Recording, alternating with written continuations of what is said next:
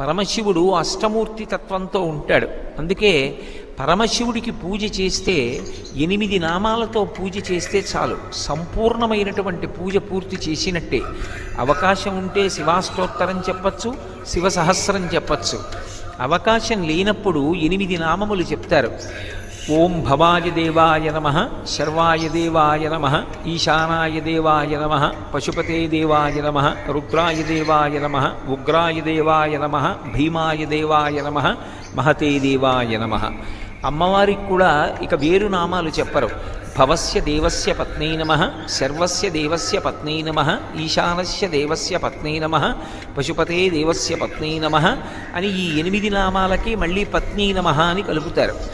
ఈ 8 నామాలతోటి తెల్లటి బియ్యాన్ని నీటితో తడిపి ఒక్కొక్క గింజ వేస్తే చాలు, శివార్చన పరిపూర్తి అయిపోయినట్టే.